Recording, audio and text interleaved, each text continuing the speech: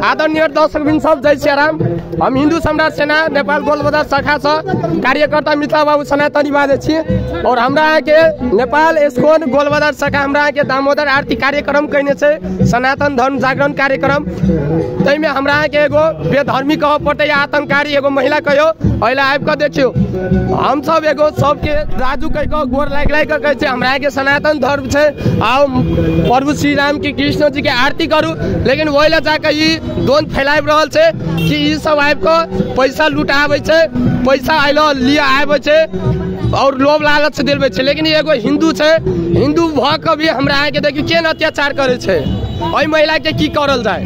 हम हिंदू सम्राट सेना नेपाल गोलबजार शाखा से बजै छी। बड़ी बोल्नु भएको तपाईँ सनातन धर्म सनातन जस्तो बोल्नु, बड़ी बोल्नु भएको। कति गर्वे हो, कति गर्न चाहन्छु सब अपने में घेरिया त जाऊ मुझे साले